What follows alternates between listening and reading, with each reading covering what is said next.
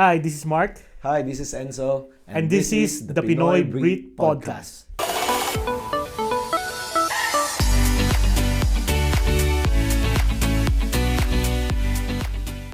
Yeah, so ngayon naman si parang Enzo naman ang sasagot sa ating mga katanungan at i-share niya ang kanyang experiences and malamang tips na rin about sa career. Kasi siya ang ano natin ngayon. Veterans. Dahil na rito. Ayun, sige, wag na natin patagalin pa, pre. Yeah, so the first one's current role. Yung trabaho ko ngayon. Trabaho mo ngayon. Trabaho ko ngayon is IT change analyst. So yung IT is information technology, change analyst. Ano yun? Kasi, Parang yun na nga nalito ata ako doon, pre. No. Okay. So IT change analyst, nung nakita ko yung vacancy na yun, hindi ko rin masyado naintindihan. So ano kaya yung IT change analyst? So para siyang hybrid na role pala. Okay. So kung familiar kayo sa business analyst na work. Most of yung nature ng IT change analyst na role is mostly business analyst work. Pero naka-focus yung trabaho ko ngayon sa IT. So meaning IT change. So ibig sabihin ang tinitingnan ko yung mga changes na magbabago sa IT part ng trust ng NHS. Sa NHS din ako nagtatrabaho. So yun. So tinitingnan ko nahaati siya sa dalawa eh. So tinitingnan ko kung ano yung current process. Halimbawa, meron tayong system na ginagamit sa hospital. Tinitingnan ko kung ano yung current process kung paano siya ginagamit. And halimbawa, kailangan siyang palitan ng bagong system, aaralin ko yung bagong system, and then kailangan kong ma-analyze kung ano yung mga change na may improve pa. Ang hirap i-explain. Hindi ko ma-explain ng maayos sa Filipino. So parang the change that it will entail basically yung pag-change ng system. Na-explain ko ba ng maayos? Siguro current process, future process, Uh-huh. yun yung ina-analyze ko ngayon, yun yung IT change.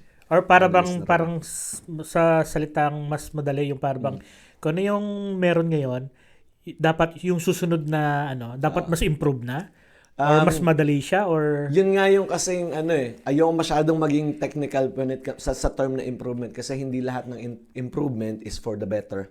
Interestingly, minsan kasi nagiging komplikado lang, di ba? Nagiging komplikado. Akala mo in-improve mo yung isang bagay, but actually pinahirapan mo lang lalo yung system. Sa ibang sitwasyon pwede. Sa ibang parang ganun. So yeah. And maraming instance na nagpalit ng sistema yung trust na pinagtatrabahoan ko ngayon, and it failed because they thought it's for the improvement, but actually hindi pala siya fit para sa and yeah. Pero hindi ko na-enumerate kung ano yung mga system na yun. Kasi baka parang hirap demanda tayo ng mga parang hirap pre ng current role. Ba't hindi ka na lang sumama sa amin sa department ko? Tuturuan kita, pre. Yeah, hindi ko rin in-expect na na merong ganong role. So, marami kasi akong pinagdaanan na role sa trust sa NHS. Yeah. Siguro ganito, bukod sa current role mo, pre. Bigyan mo kami ng short details. Summarize mo lang ng before mo nakuha yung work mo ngayon. Okay. Kagaya sa akin, may mga pinagdaanan ako na ganon. Sige. Bibilisan ko ng kasi Sige. 8 years na ako dito sa sa UK. And binanggit ko na to sa previous episode. Naging meron akong pitong naging sinabi mo naging 7 pero hindi mo sinabi ko ano yung 7 na yon. Ano yung una? Parang sige, bilisan natin. Ano yung una mo? Pagdating ko dito sa UK, wala akong idea kung saan ako pupunta. Parang ang dami mong parang meron kang dream Parang naglalaro na yung isip mo, pupunta ako ng UK. Ito yung gusto kong gawin. Teacher ako sa Pilipinas. Pagdating ko dito, boom. Blank. Wala rin, di ba? So yun, in-invite ako ng yung asawa ng pinsan ng misis ko. Manager siya sa Primark. Okay. So naghahanap sila ng nights assistant. So yun yung mga naglalagay ng mga damit sa Primark. Yung nagkakamada ng damit. Okay. Kukunin niyo sa box, yung mga delivery, kunin niyo sa Ayusin box, niya. lalabas na. Kami yung nagsasabit. Okay. So lahat, kung pupunta kayo ng Primark, yung mga nakasabit doon, yung mga nakatiklop Kayo doon, nag-ayos ng gabi kami na yun. naglalabas noon sa gabi. Okay. Yun ang trabaho ko. So night retail assistant ang tawag nila. So yun. After noon, nakapasok ako sa Lidl as a retail assistant. So Okay. kung familiar kayo sa Lidl, sa mga nasa Pilipinas, hindi nyo alam yung Lidl. It's like a supermarket. So retail assistant, so ganun din, nagkakamada ka din ng Okay. ng mga stock, Magaling ka pala pre magkamada. Oo. Mag-ayos ng mga gamit. Tapos nag-aano din ako doon, yung anong tawag doon? Ano ba tawag doon? Alin. Teller? Cashier? Cashier. Oo, nagka-cashier din ako doon. Okay. Sa Lidl. And then after nun, retail assistant, Marks and Spencers naman. Okay, mga Nag-retail- damit. Mga damit. Damit pa rin. So yun, puro retail work yun. Marks and Spencer. Napunta naman ako doon sa ito nakakatawa. Napunta ako doon isa sa kids section, Okay. sa mga underwear section, Okay. ng mga pambabae. So imagine, iba-ibang size ng bra yung mga tinitingnan ko, kailangan magkakasa. And then nun ko lang nalaman, ang dami palang size ng bra. Okay. Hindi ko alam. Wala akong idea. So yun. Ano pa ba? So after nun, pumasok ako eto magugulat ka, nag-cleaning din ako, pre. Nag-cleaners ka rin? Pumasok Okay. ako ng cleaner sa train station naman. Mm. Pero ang nililinis namin doon, yung mga train na galing sa biyahe, pupunta na siya ng depot para lang i-check up, para i-check yung Check up. machine. So bago siya i-check ng mga engineer, lilinisin muna namin yung mga Okay. Pero ang mga train dito may mga toilet. So kasama yun, Kasama yung naglilinis toilet. ka rin ng toilet. Oh, parang ang dumi pa naman ng toilet sa mga public trains. Seasonal kasi may mga biyahe ng train na malilinis. Pero pagka summertime, kasi ang mga tao sa train diyan nagiinuman yung mga yan. At syempre, pagka maraming lasing dyan, may susuka dyan, may magkakalat ng kung ano-anong dyan, waste dyan sa toilet. So yun, part yun ng naging trabaho ko. Okay. So yun, naglinis din ako ng tren. Kung baka tanungin mo bakit ko pinasok yun. Okay. Pera, of course. Siyempre. Laki ng bayad. Laki ng bayad ng Magkano ba per hour cleaner sa train. Hindi ko na maalala yung per hour. Pero as a cleaner, lumilinis ako doon ng ang range ko doon is nasa 400 to 500 a week. A week? Okay. Ha? 400 to 500 a week depende sa overtime na ginawa ko. Pero kasi siya nights. Kaya May meron enhancement may kasi enhancement. paggabi. So ibig sabihin, lumilinis ako ng 2,000 sa isang buwan. Okay. Mm-hmm. Para So, good para money. lang So, good good money money, talaga, good good money. money. Sabi ko nga sa misis ko kung kasi ang hindi ko kinaya talaga yung nights na na trabaho. Pero kung kaya ko yung night na trabaho, hindi na ako aalis ng Base kasi sa health. Iba kasi talaga trabaho pag puro panggabi ka. Oo. Hindi, at saka kasi maglilinis ka lang eh. Pagkalinis mo, tapos ka na, wala ka nang iisipin pag uwi mo ng bahay. Pahinga ng isip mo, chill ka walang na. report, walang kung ano. Exactly. So parang parang to be honest, happy ako dun sa sa ginagawa ko na very fulfilling siya.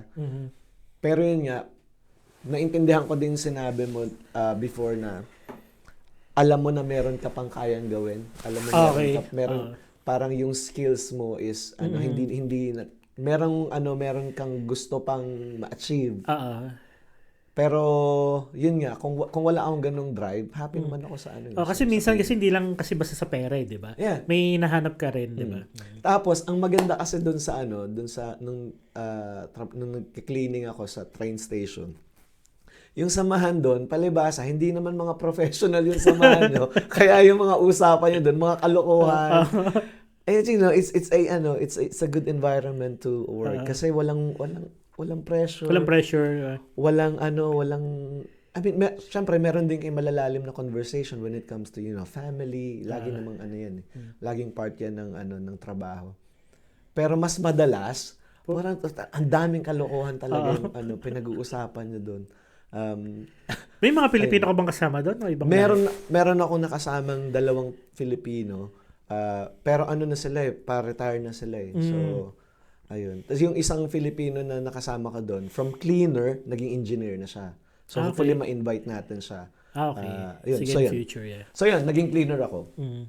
And then, after nun, yun na. So, ilan na yun? Retail and then cleaner. Ayun na, napasok na ako sa NHS. NHS ka na. So, nagsimula naman ako as a ward clerk. Okay. So, yung ward clerk, ang ginagawa nandun ka sa ward, binabantayan mo yung system kasi kailangan kung merong na-admit na pasyente, ikaw yung maglalagay nun sa system. I-input mo siya sa system para alam ng lahat na naka-admit siya doon.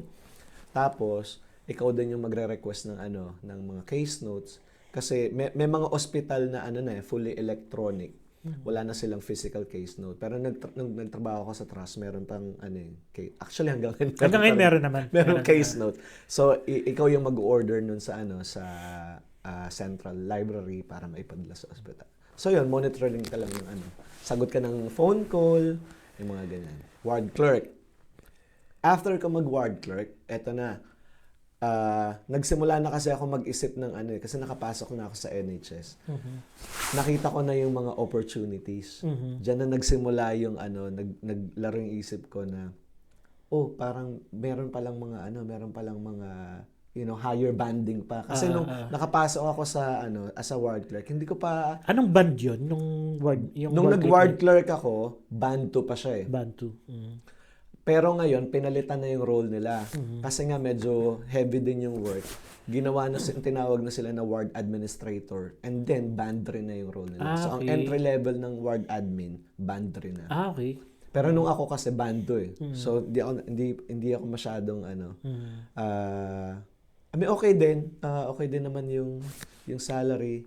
Pero yun nga, parang naglalaro na yung isip mo na, meron career opportunities. So parang na-excite ka na na makarating pa sa mas mag-progress ba. So ang ginawa ko noon, kuha ko ng mga short courses.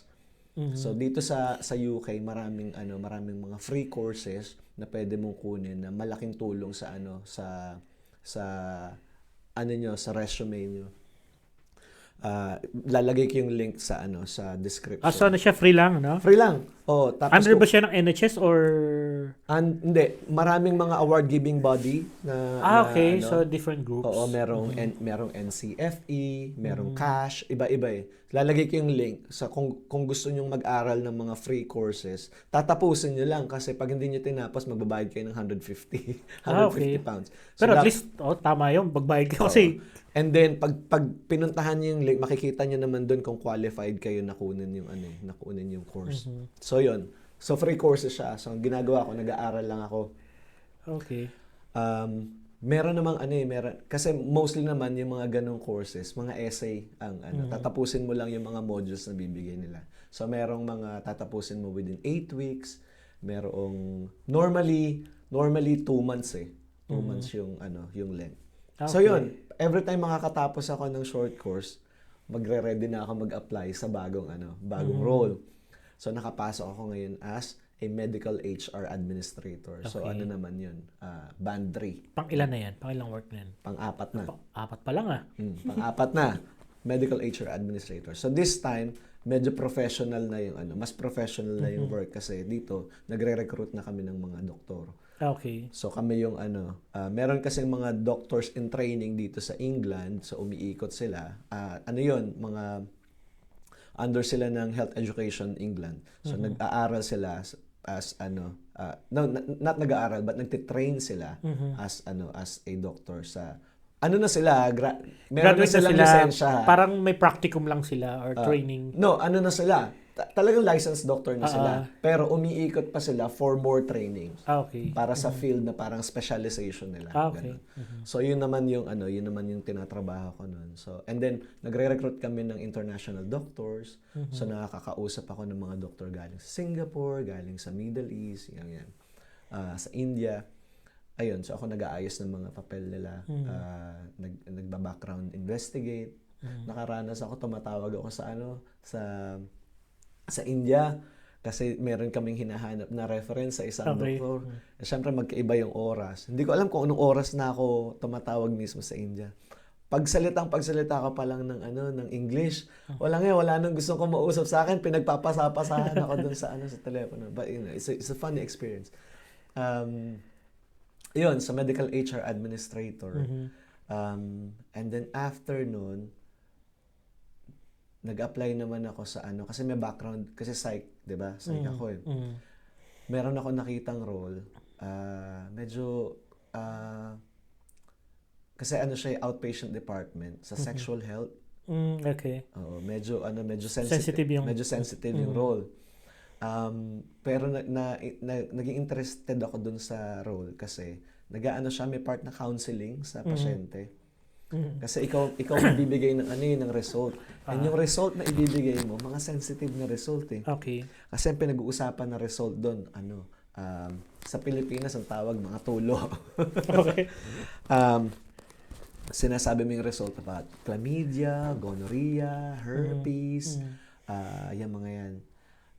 So yun, ikaw tatawag sa pasyente, sasabihin mo sa kanila na meron kaya ito yung result ng test mo, ganito yung ganito yung nakuha mo, ganito yung medication, and then ibubok mo sila for treatment. Okay. And then very interesting yung role niyan kasi iba-iba yung makakausap mo from ranges kasi hindi kami pwedeng kumausap ng ng below 16. Kasi pang yun eh, kasi parang considered as minor yun. Minor. So ang kumakausap doon yung mas mga senior na health advisors. So kami ang kinakausap na namin. Normally ang nakakausap ko mga 20 above. But na yan 20 hanggang may nakausap ako dati nasa parang mga 60 something na eh. Okay. So yun, pero mga active pa rin sila yung sexual nila kasi active, and yun, nakakuha sila ng iba-ibang infection. So yun, kailangan namin kausapin. Yeah. So, Okay. Yeah. So yun isa, pang ilan na yun? So Apat na ba yan? Apat? And then after nun, punta ako sa medyo na ako, ang hinahabol ko na ngayon talaga pera. Kasi tumataas yung inflation. Tapos, nagmamahal yung Mamahal ang mga bilihin. Mamahal yung mga bilihin. Mamahal ang renta sa flat. So, ayun. So, naisip ko, I think kailangan ko pang tumingin ng mas magandang. Don't get me wrong, maganda yung role ko. I love it. Kung meron akong babalikan na work, yun ang pinaka-gusto kong balikan na work, yung sexual health. And yung team doon is, pinaka-amazing na team na nakasama ko talaga. As in, wala akong masasabi. Yun ang pinaka-favorite kong team, without being biased. But I'm being biased. Sila talaga yung yung pinaka gusto kong nakatrabaho sa lahat. Lalahatin ko na sila talaga. Yun ang gusto kong balikan. Pero yun nga, financial because of financial reasons, naganap ako ng progression. Pero, ayun. So, yun naman, yung sumunod ko na role, nakuha ko siya dahil sa background ko as a teacher. Nakakita ako ng vacancy sa IT as a trainer. So, ang role lang ng IT trainer is basically, merong system, aralin mo yung system, ituro mo. Okay. And ang kagandahan doon, walang lesson plan, walang module. Ikaw ang gagawa ng script mo. Kung paano mo ituturo yung system. Basta ang goal, maturo mo lang, malaman nila, that's it. And, kapag wala ang tuturuan, sipol-sipol ka lang, wala ang gagawin.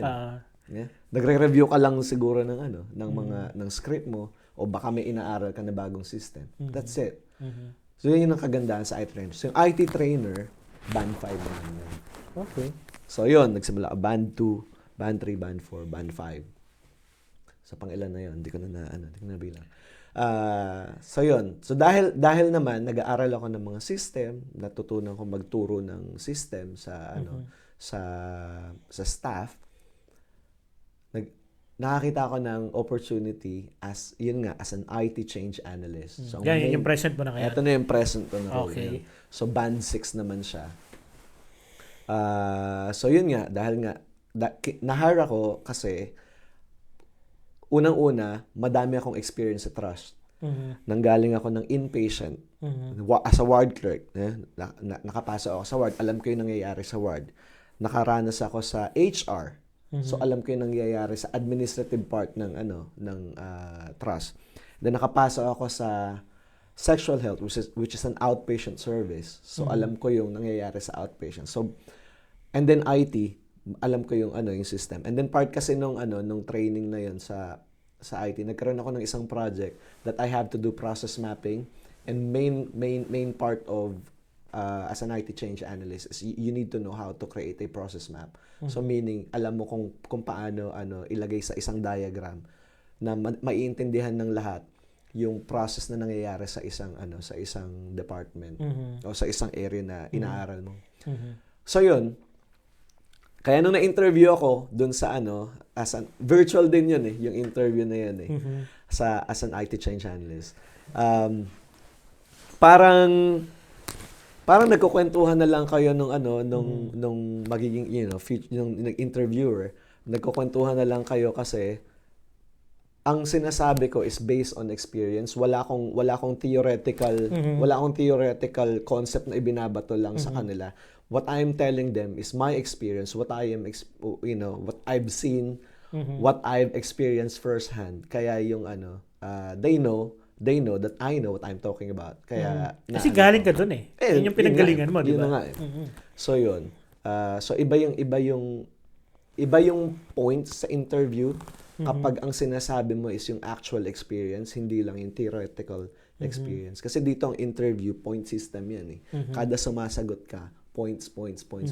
And then yung panel mo, normally yan, 3 yan, magko-compare yan ng notes nila.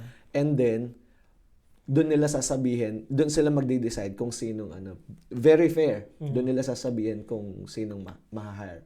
Sa dami nung nag-apply, di ba? Sa dami nung nag-apply. Sa Pilipinas kasi, di ba, normally, isa lang nag-interview sa'yo.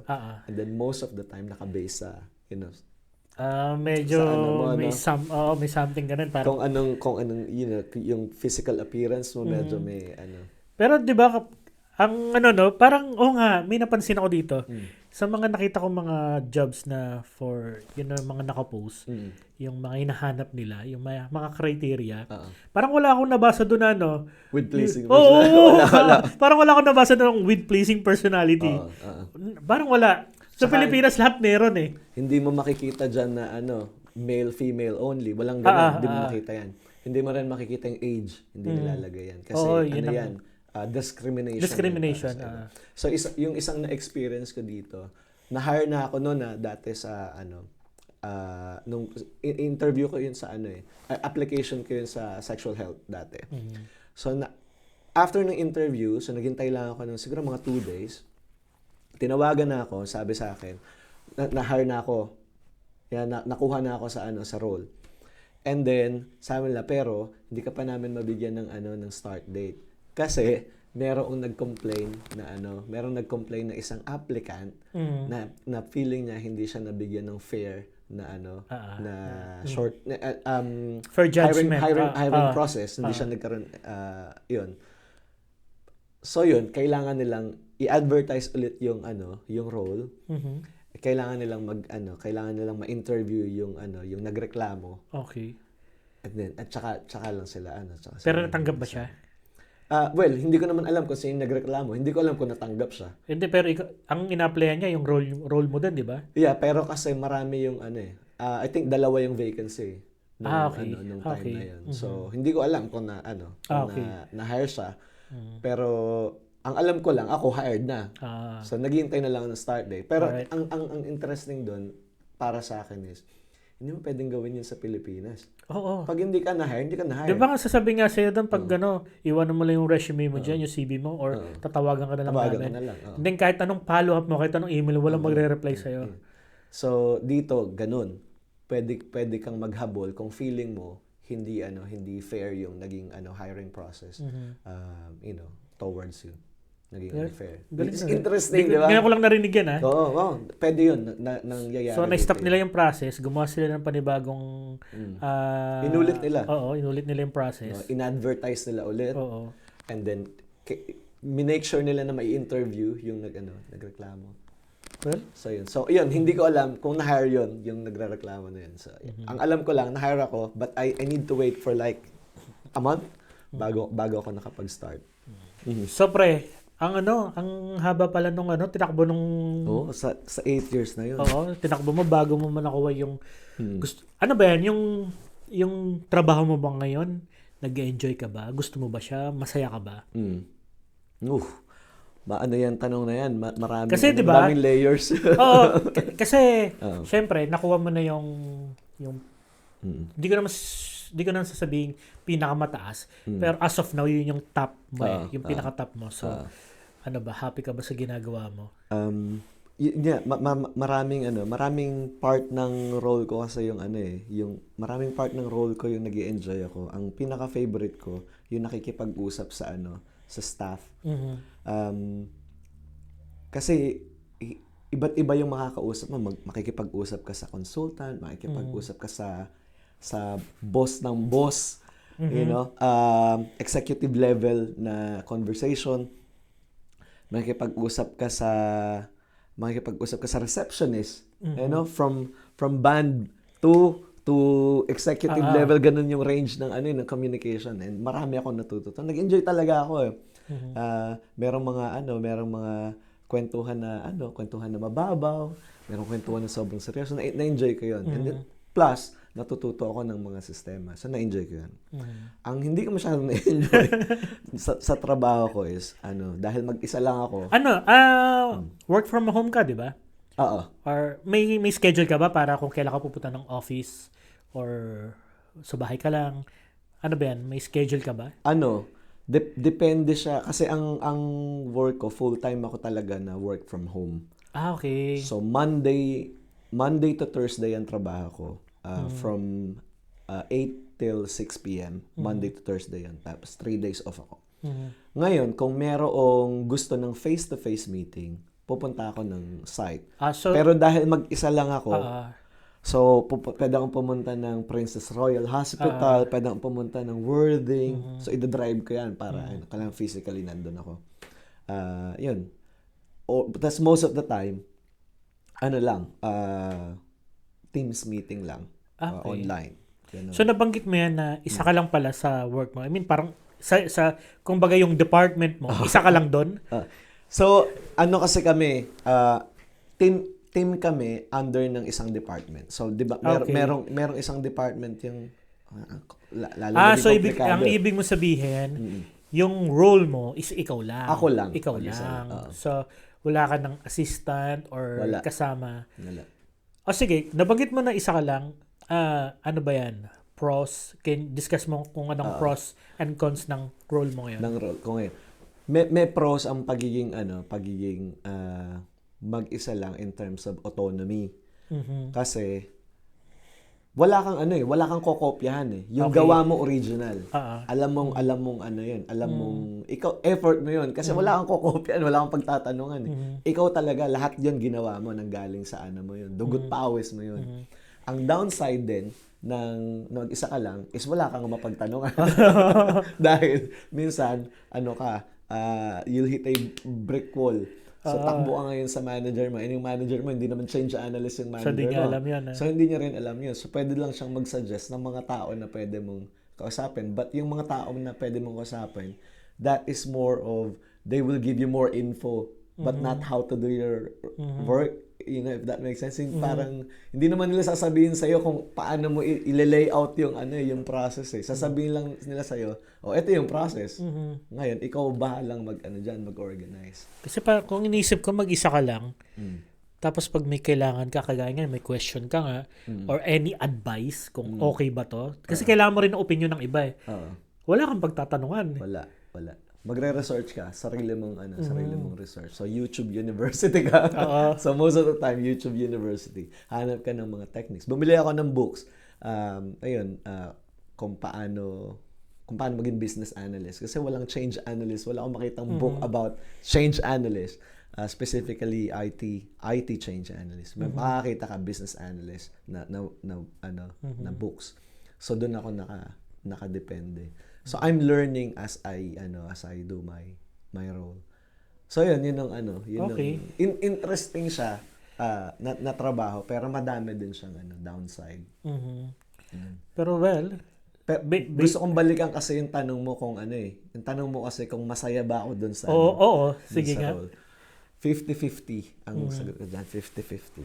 Kasi may part kasi na talagang gusto ko yung conversation. Gusto ko yung ganito nakikipag-usap sa tao, may natututunan ako sa tao.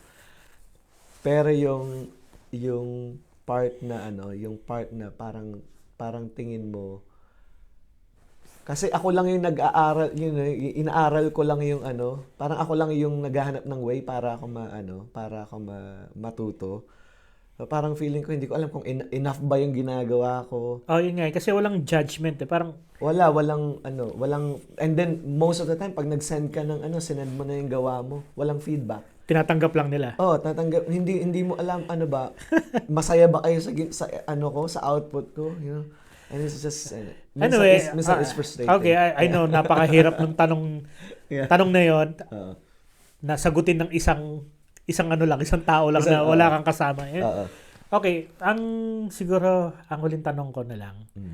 Dahil tinanong mo ako kung magkano ang salary ko. Which is salary naman kasi transparent naman dito. Transparent naman. Sige, sabihin mo nga kung sa mga manood natin kung magkano ang sahod ng Band 6 at kung meron bang enhancement or iba ka pa bang racket? Yeah. Yung sahod ko, kung iisipin niyo parang pros yun. Pero actually, siya. Nung binanggit ni Mark yung sahod yun, nainis ako bigla. Sige, net na lang. Hindi. Ang annual na sahod ng entry level na Band 6 is 37,359. Ay, yung level, yung first level yan, di ba? Yun ang entry level. Entry level ng Band 6. So magkano yun sa sa annual na salary ko is saan ba natin mo multiply? 72? 70. O sa 70 na. 37339. Kasama yung bawas mo na yung service charge. Oo. Gross to times 70. Yeah, ang annual salary ko in a year is 2,613,000 sa piso. Pero ito is gross. Gross yan. Gross to. Pag tinanggal mo na, so ang nineneto ko sa isang buwan, pagtanggal is nasa Okay. Hindi natin kinumpit kanina yung yearly ko eh. Yung yearly ko na gross sa peso yearly is 1.7. 1.7. 7 plus. 1.78 so magwa 1.8. Pero gross yun. Marami ka pang mga deduction. Wag kayong wag kayong malula doon. Kasi remember, nasa UK tayo. So, iba ang gastos dito. So, malaki lang siya pakinggan sa pag kinonvert mo. Which is nakakatuwa din naman. So, to make it short, ang net mo monthly, yun yung... Ito nga, kino-compute ko meron kasi ako... Walang enhancement, walang bank. Wala kaming enhancement. Wala kaming bank. So, okay. Lang kami, kung magkano lang yung rate, yun lang. Fix lang yung rate namin. Which is downside ng role namin. So, ang nineneto ko is, hindi ko ma-compute kasi meron akong yung binabawas sa kotse ko. Kasi kasi may... But I think ang net, kung sa mga Band 6 nga dyan, magkano flat rate nyo? Net, yung net ha. Pero I think 2,100 parang nasa ganun. Mga ganun. So times 70 is 147K. Okay. Sa a month. Kasi dito, 'di ba? Meron tayong parang meron kaming benefits na under siya ng NHS. Like, kalba kung gusto mo kumuha ng kotse, So, ibabawas na yun automatically sa sahod mo. Oo. And mas mura ata siya compare sa private companies. Kung kukuha ka ng... I-topic natin yan kasi gusto kong kasi, pag-usapan yung ano bang mas maganda, bumili ng kotse o medyo mag-lease? may point of view din ako diyan so makakapag-share ako diyan. Pag-usapan natin yan. Next time. But anyway, so balik tayo dun sa So yun, so sumasahod ka monthly ng 2,100. 100. Let's say 2,000. Sige, 2,000 more or less ang net mo. Meron ka bang other jobs or pinagkukunan like banking? Ito nga, kaya nga ako naiinis doon sa doon sa sweldo mo. Isipin mo band 6 ako. Against band 2? Oh, against band 2. Magkano lang difference natin? Mas malaki pa siya ng sweldo. Diba? May Diba? May enhancement pa ako. Kasi gawa ng enhancement. So, yun, wag kayong masyadong masilaw sa higher banding. Yan ang learning experience ko. Minsan, kailangan mo lang makita kung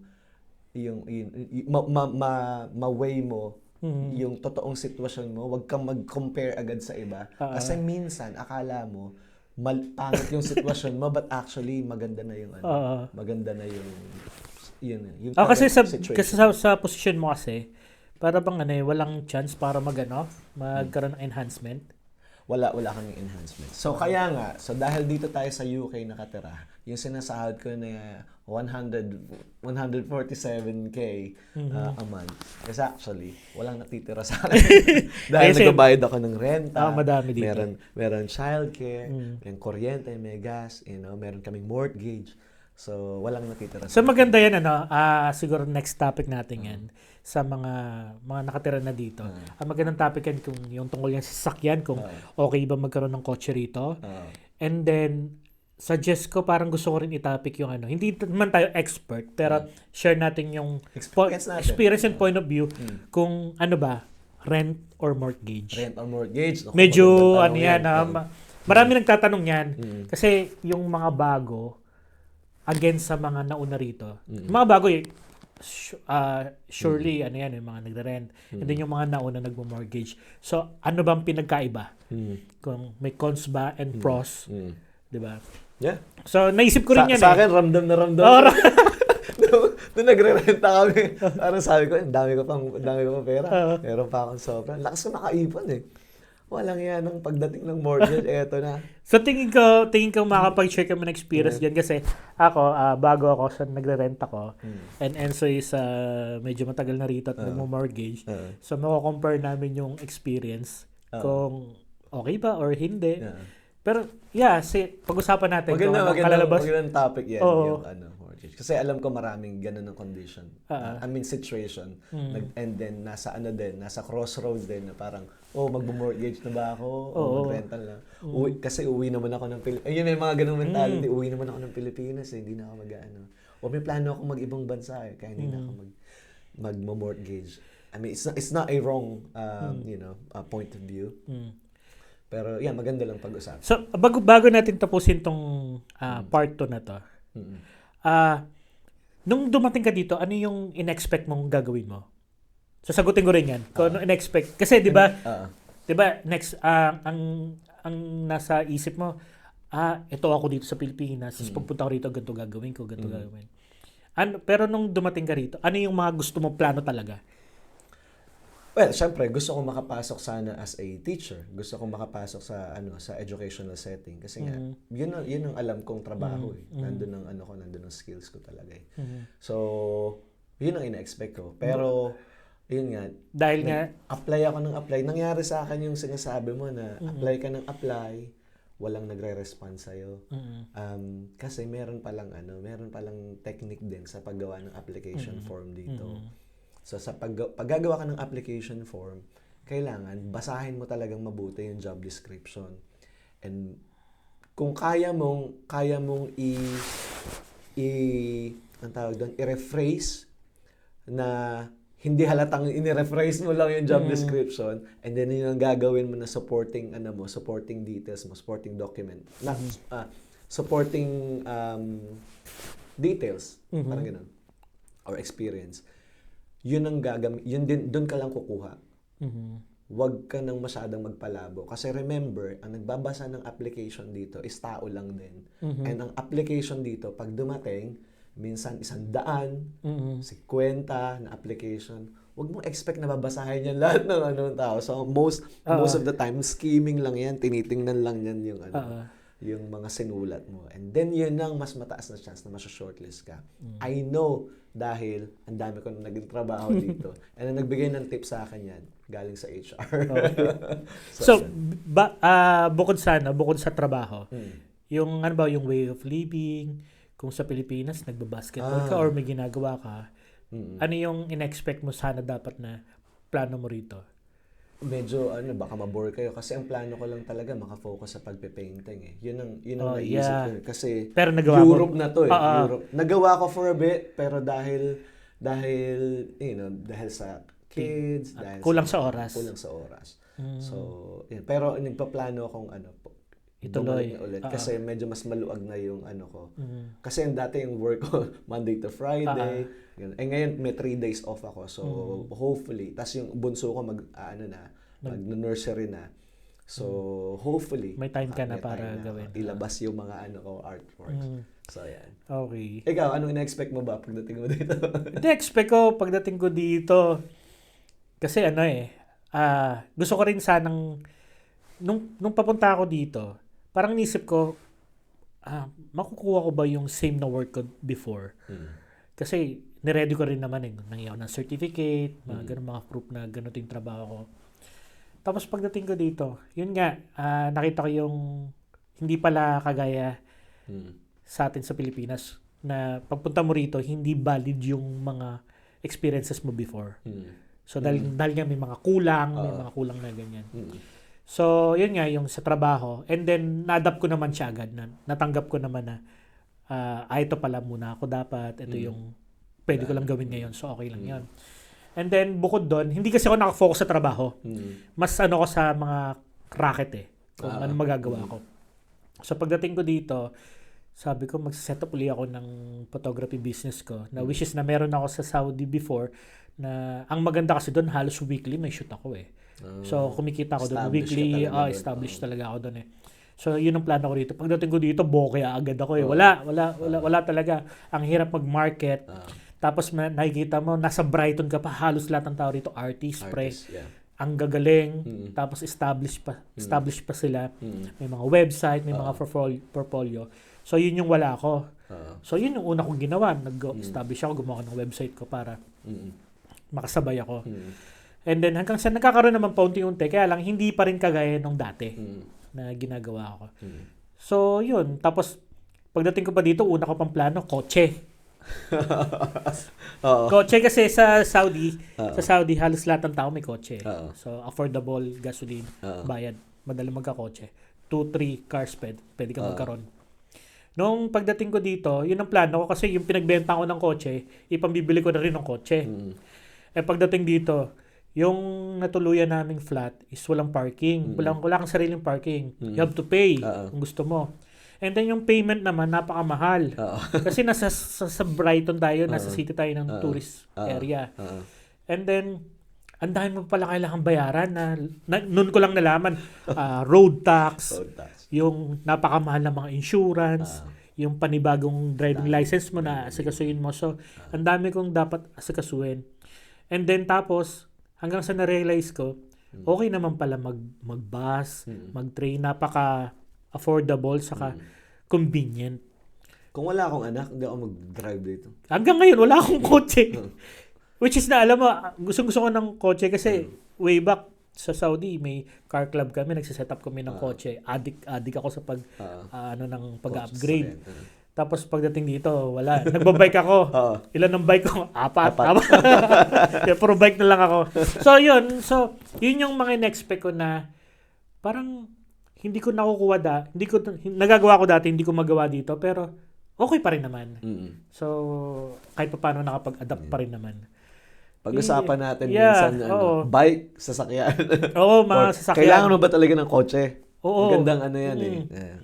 Kasi, tingin ko minsan tempting yung concept na merong or yung idea na meron kang sasakyan. Actually, minsan ang sasakyan is just a burden. So yeah. But pag-usapan natin minsan. Yeah. So, ayun. Nasa na tayo? Wala na, tapos na tayo sa topic natin. Okay. Tapos na tayo, That's good. tapusin na natin to. Wala ka ng Yun, follow-up. yun, thank you sa mga nanood at nag-comment doon sa first or pilot episode namin. And sana tuloy-tuloy pa. Teka pala, nakalimutan natin. Pasalamatan naman natin yung mga natin, mga kaibigan na may business. Thank you. Dito, sa mga may business dito na nakasupport sa ating Pinoy Breed Podcast. Thank you sa inyo. And sino ang una? Una na natin si Girlie's Barbecue. Ayan to, lilito yan dito. And Nanang's Recipe. So yung Filipino food dito sa East Sussex.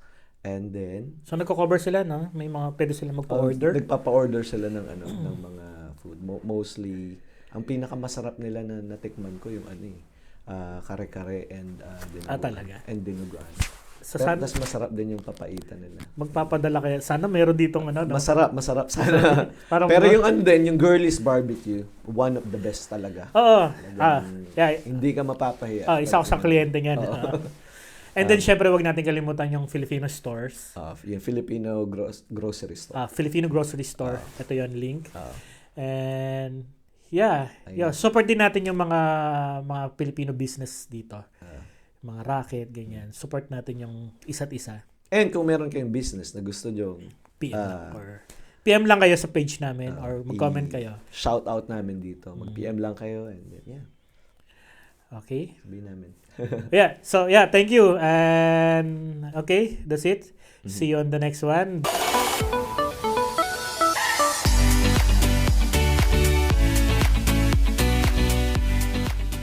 So this is Mark. This is Enzo and this is the Pinoy Breed Podcast.